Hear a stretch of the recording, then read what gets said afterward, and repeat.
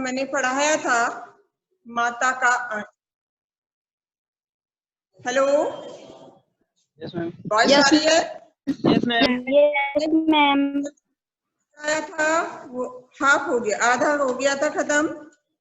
आधे के बाद अपन नेक्स्ट पैरा पे चलते हैं, पैराग्राफ।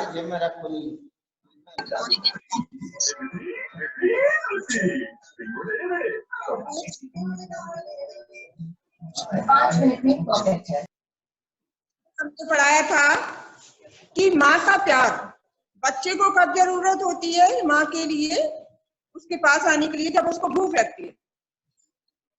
जब भूख लगती है तो वो माता के पास आता है, नहीं तो वो अपना सारा ध्यान अपने पापा को साथ रहता है, अपना सारा सब कुछ सानिध्य समीपता ज्यादा रखते हैं। और फादर माँ के पास जब आते हैं जब उनको उनकी जरूरत महसूस होती है।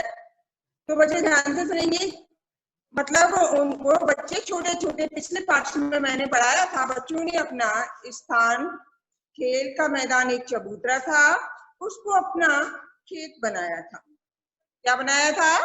खेत बनाया था। और उस पर हल जुताना, ये सारी चीजें वो नकली। खेल में क्या होता है, एक काल्पनिक होती है, एक घटना होती है, कल्पना होती है जो कि सही नहीं होती है। तो उन्होंने वो जो चबूतरा था घर के बाहर, उस पर उन्होंने क्या बताया कि ये सपोज करो हमारा खेत है। खेत में फिर उन्होंने हल वो जुताई की, फसल तैयार करने के लिए उन्होंने उस पर गुड़ाई की और कहा अब चलो अपना खेत तैयार हो गया पककर, हम उसको काटते हैं। काटते समय गाते थे, ऊंच नीच में बई क्यारी, जो उपजी सो भई हमारी। हमने जो है ना ऊंची नीचे स्थान पर, ऊंची नीची जगह पर जो क्यारी बनाई है, जिसमें हमने बीज बोए हैं, जिसमें जो भी फसल उपजी है वो जो मेरी है, वो किसकी है? हमारी हो गई। वो खेती किसकी हो गई?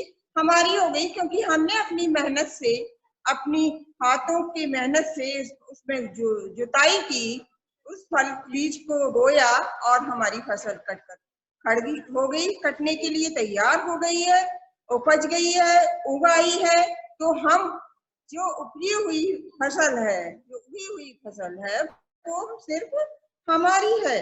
फसल को एक जगह रखकर उसे पैरों से रौंद डालते थे। फसल एक जगह इकट्ठी कर ली और उसको अपने पैरों तले रौंदते थे, यानी कुचलते थे। और सूप बनाकर कशोरे का मिट्टी की दिए की तरह, और मिट्टी के जो दीपक होते हैं ना, उसमें वो हम लोग क्या करते थे, बच्चे होके छोटे छोटे दीपक की तराजू बना लेते। तराजू समझते हो, जिससे नाप तोल की जाती है। तो छोटे छोटे दीपक को गोल छेद करके उसको धागे से बांधकर उसको तराजू बना लेते थे। और इसी बीच बाबूजी आकर पूछ बैठते थे, इस साल की खेती कैसी रही भोलानाथ? और हम कहते थे हमारी खेती हम तौल रहे हैं, बांट, और मतलब वो जो तौलने वाले होते हैं 1 किलो 5 किलो की बांट, उनसे हम कहते थे हमारी फसल बहुत हो गई। बाबूजी इसी बीच में आकर पूछते थे हम बच्चों से, बताइए इस साल की खेती कैसी रही भोलानाथ? भोलानाथ, तुम्हारी इस साल की फसल का आंकड़ा कैसा रहा? कैसी हुई वो फसल? बस फिर क्या, हम लोग ज्यों का त्यों खेत खलियान छोड़कर हंसते हुए भाग जाते थे। बस बाबूजी का सिर्फ इतना कहना था और हम लोग खिलखिलाकर हंसकर अपना खेत खलियान और राशि यानी अनाज छोड़कर भाग जाते थे। यही हमारी मौज मस्ती थी, यही हमारे खेल का एक हिस्सा था, जिसमें हम बच्चों को बड़ा आनंद आता, हम आनंदित होते थे, प्रसन्नचित होते थे और हम सामूहिक खेल खेलते थे। एक ऐसे नाटक हम लोग बराबर खेलते थे, ऐसे ऐसे हम नाटकों को प्रतिदिन खेलते थे। प्रतिदिन समूह बनाकर हम ऐसे ही खेल खेला करते थे और खुश होते थे। और हम बटोही भी कुछ देर ठिठक कर, हम लोगों के बटोही में इस रास्ता देखने वाले जो राहगीर होते थे, वो कुछ देर ठिठक कर मीस रुक कर वो ये सब खेल देखकर, ये सब नजारा देखकर वो भी थोड़ी देर रुकते थे और हमारा जो खेल होता था वो भी वो अच्छी थोड़ी सी देर के लिए रुककर हमारा खेल तमाशा यानी हमारे क्रियाकलाप देखते थे।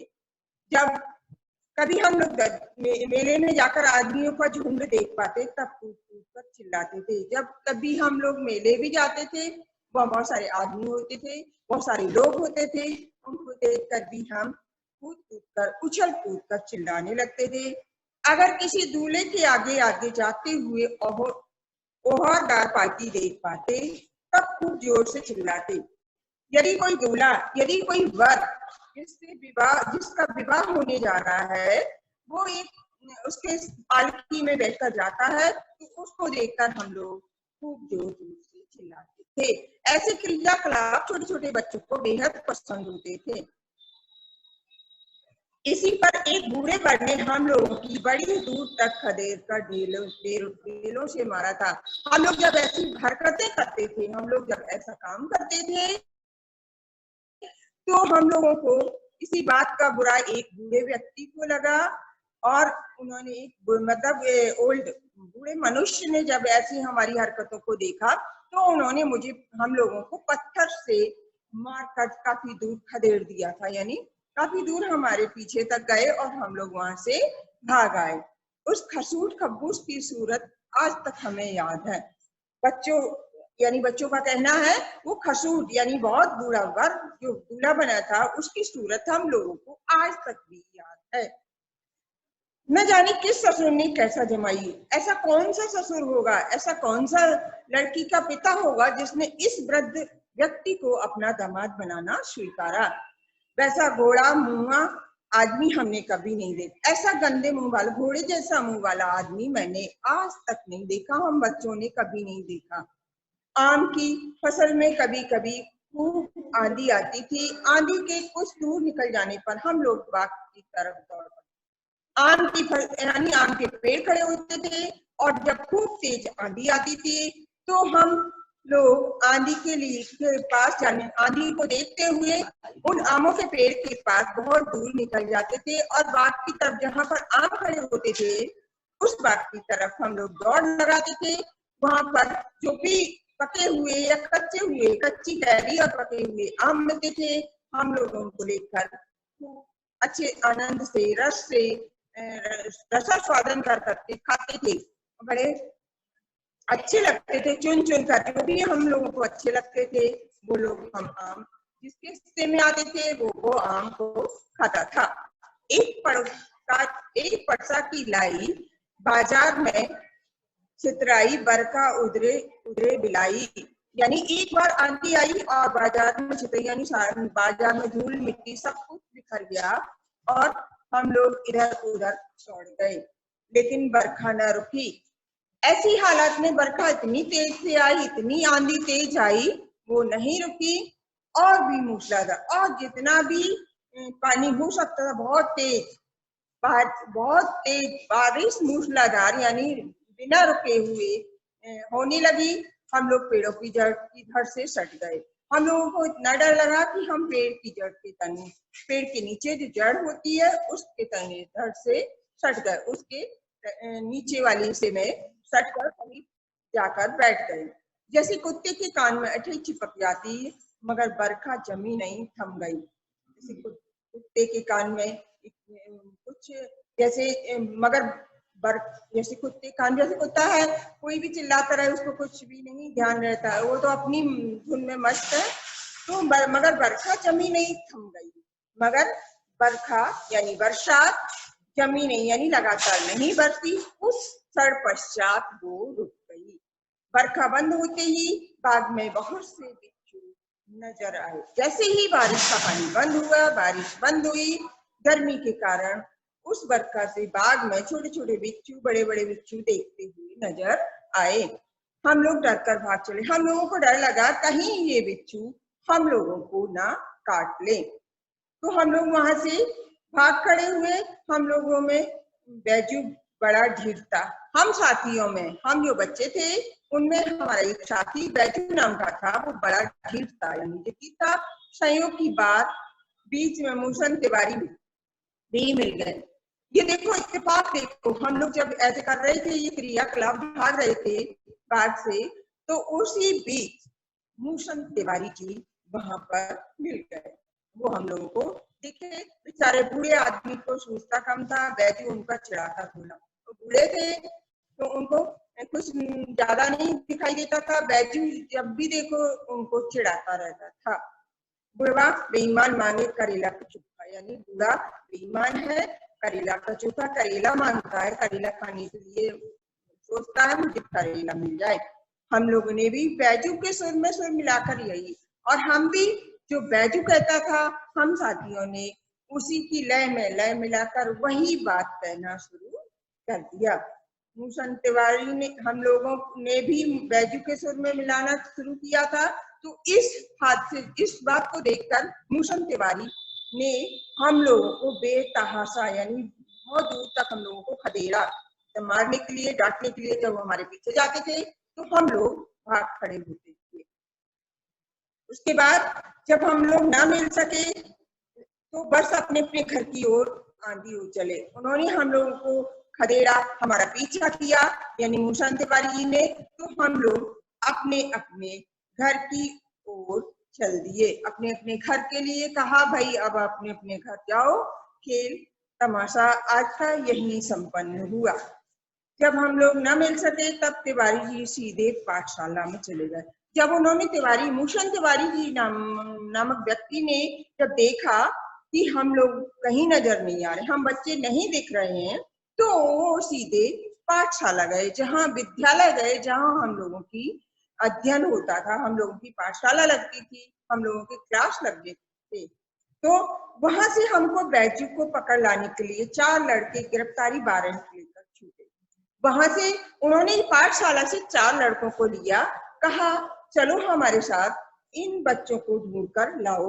इधर जो ही हम लोग घर पहुंचे, त्यों ही गुरुजी के सिपाही हम लोगों पर टूट पड़े। हम लोग जैसे ही घर अपने अपने पहुंचे तो गुरुजी के द्वारा भेजे हुए जो बच्चे थे वो हम लोगों को पकड़ने के लिए दौड़े।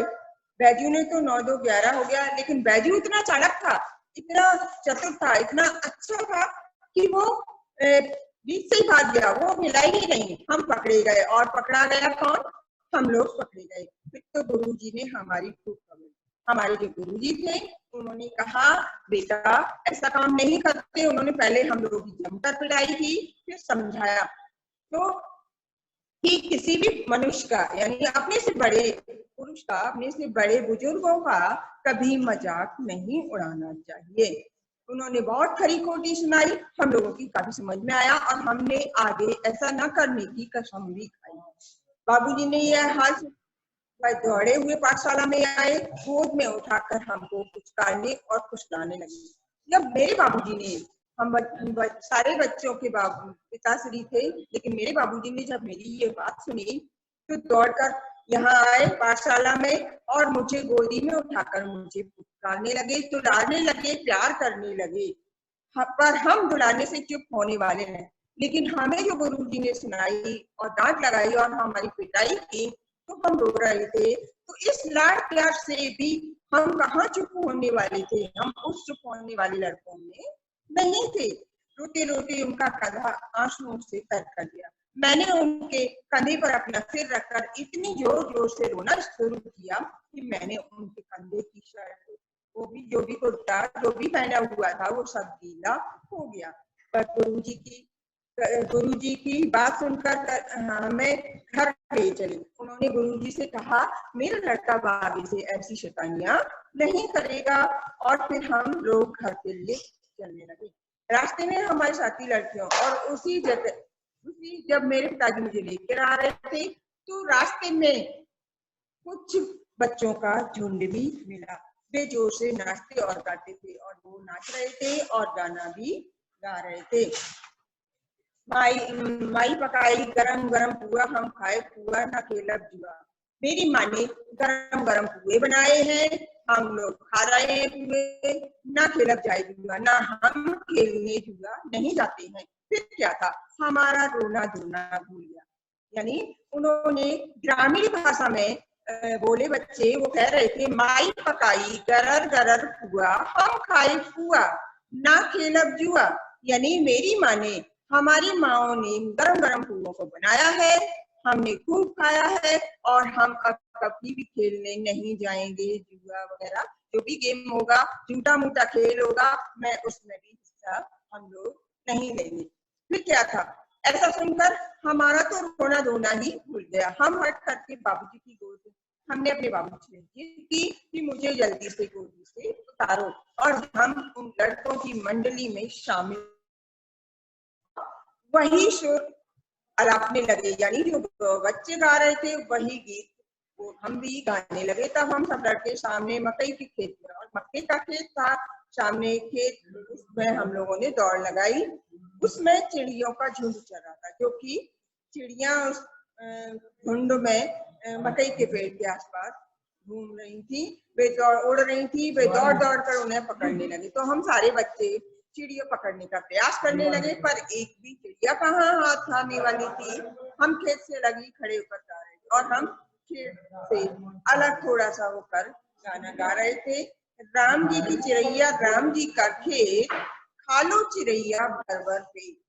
हे चिड़िया तुम तो राम जी की चिड़ैया, यानी तुम भगवान श्री राम भगवान की चिड़िया हो और भगवान का ये सारा खेत है, तुम तो पेट भर कर खा लो, खूब खाओ, कितना जितना तुम्हारे पेट में भर सकता है उतना खा लो। यानी राम जी की चिड़ैया यानी किसी का खेत नहीं है, ये तो भगवान का खेत है और भगवान की ही चिड़िया है, तो खूब अच्छे से मजे से खाओ, पेट भर भर कर खाओ जब तक आपका पेट न भरे। हमसे तो दूर बाबूजी और गांव के कई आदमी खड़े पर हमसे, यानी हमारे बीच, हम लोग जहाँ खड़े थे उस स्थल से कुछ दूर पर कुछ आदमी खड़े होकर हमारा नाटक देख रहे थे, हमारा तमाशा, हमारा खेल देख रहे थे और यही कहकर हंसते थे कि चिड़िया की जान जाए लड़कों का खिलौना, चिड़िया की जान जाए, यानी लड़के ऐसा खिलौना खेल रहे हैं, चिड़िया बेशक ही मारी जाए, इन लोगों को कोई लड़के और बंदर पराई पीर नहीं समझते।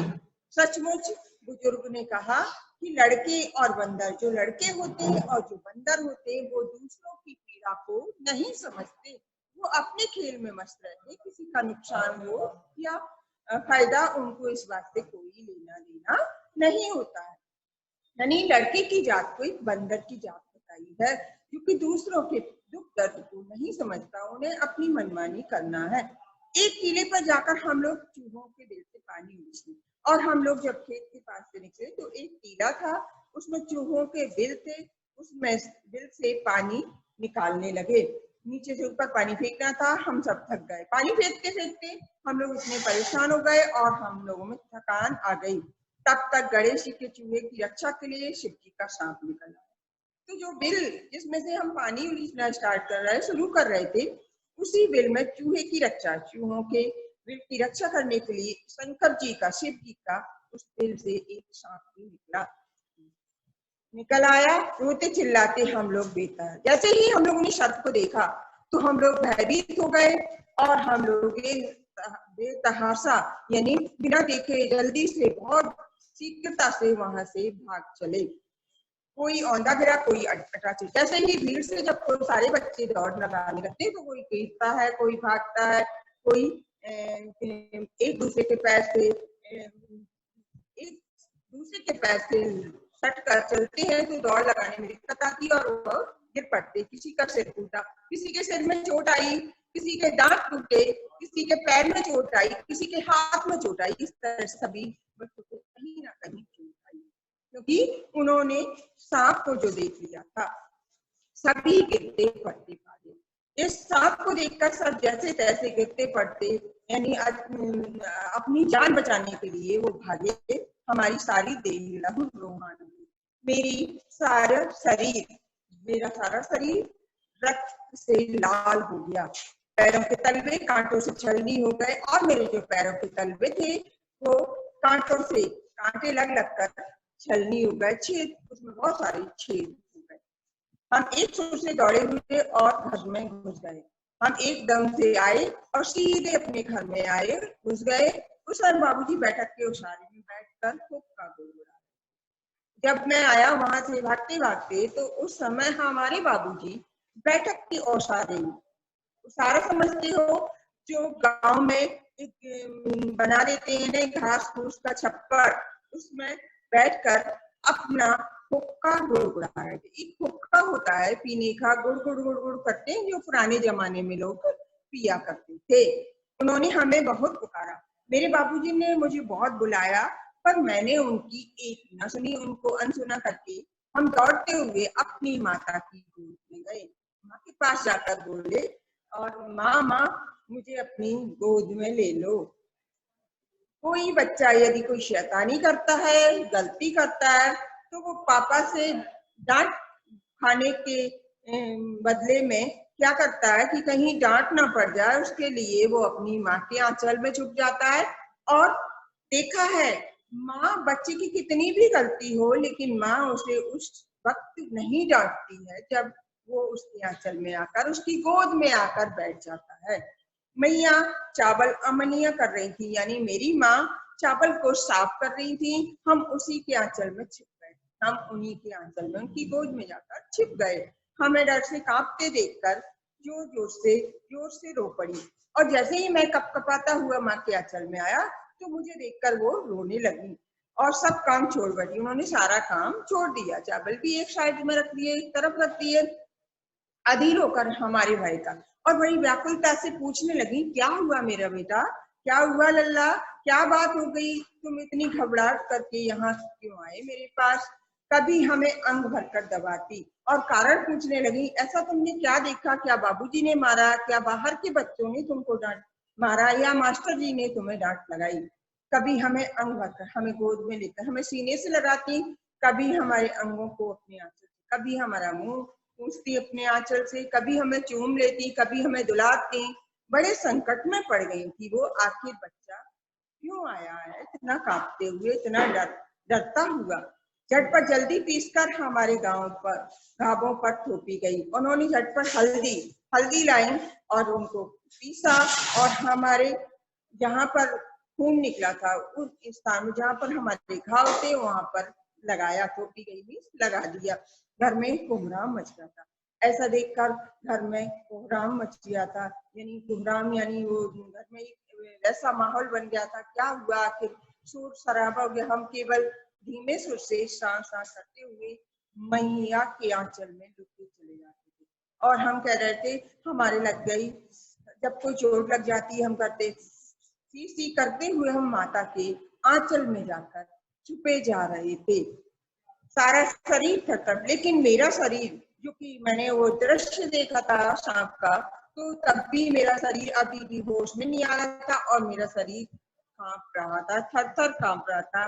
रोंगटे खड़े हो रहे थे, और हमारा रोंगटे खड़े हो जाए, हमारा रोम छिद्र खड़ा हो जा रहा था।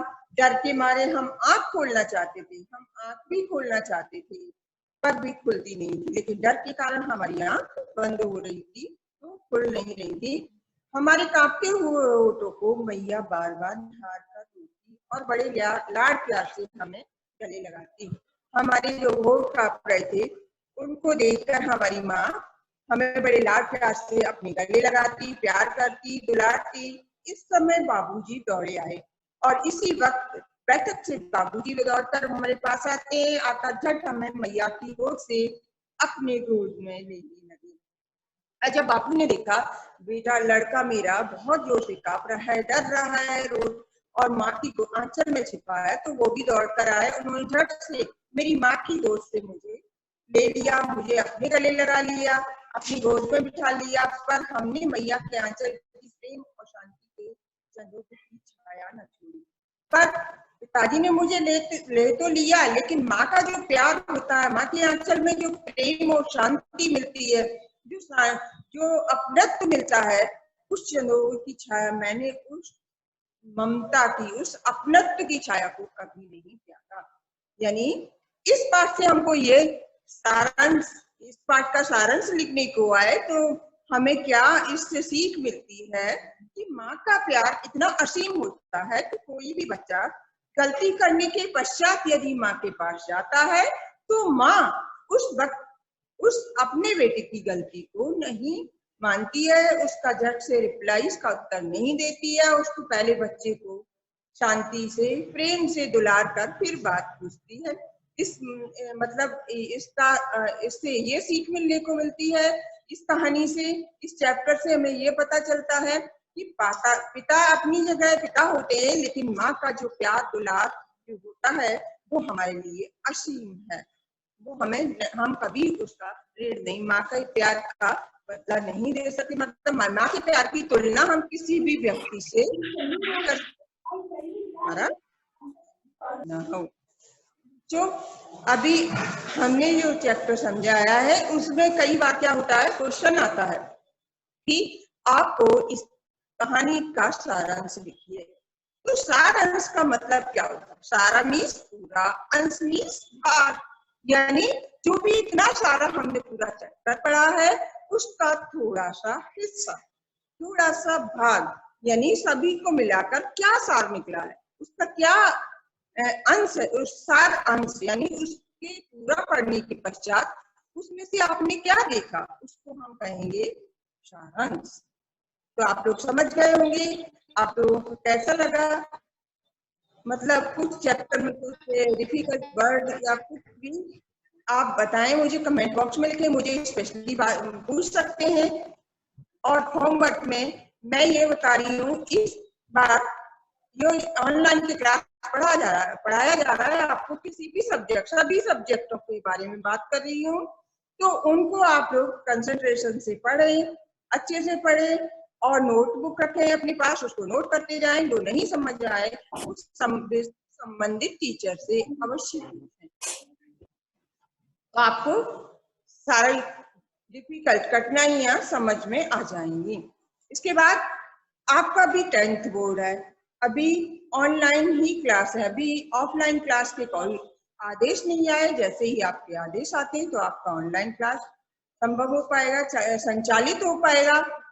तब तक आप हम लोग जो ऑनलाइन क्लास लेते हैं उसमें अपनी उपस्थिति अवश्य रूप से दर्ज कराएं, अन्यथा आपको एब्सेंट माना जाएगा। समझ में आया? Hello? Yes ma'am. Yes ma'am. क्या समझ में आया? Yes ma'am. अच्छा ये बताओ, माँ का प्यार ज्यादा होता है कि पापा का? माँ दोनों लोगों का बराबर होता है, पर अपनी अपनी जगह पे होता है। नहीं, कुछ हद तक किसी को पापा पसंद होते हैं और किसी को माँ, ठीक है? ये होता है ना, पापा ऊपर से यस मैम। लेकिन पापा हमें सारी परेशानियों से अवगत कराते हैं, ठीक है ना?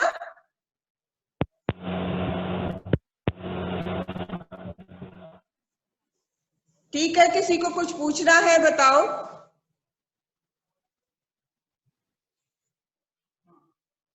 नहीं पूछना? मैम होमवर्क में क्या है? अभी तो नोटबुक नहीं है, अभी जैसे ही स्कूल में नोटबुक आती है आपको नोटबुक वितरित की जाएगी, उसका हम ग्रुप पर शेयर कर देंगे, ग्रुप पे डाल देंगे कि जो छात्र हैं जब भी आएंगे आप है ना यहाँ से प्राप्त कर ले रसीद दिखाकर। जो पुरानी नोटबुक है, पुरानी जो बुक्स हैं, सॉरी, वो बुक्स आप यहाँ पर जमा करेंगे, जिससे न्यू क्लास के जो बच्चे आएंगे उनको मिल जाएंगे। तो अभी आप लोग अच्छे से कंसंट्रेशन बनाकर ध्यान से पढ़ेंगे, है ना? और भी हार नहीं होती, अगर हम हासिल कर सकते हैं, कितनी भी समस्याएं हो, कितनी भी कठिन परेशानियां हो, हम अपनी मंजिल को, हमारा लक्ष्य निर्धारित होगा तो हम अवश्य उसमें सफल होंगे, ठीक है? तो ठीक है बेटा, स्टे होम, स्टे होम, ठीक है?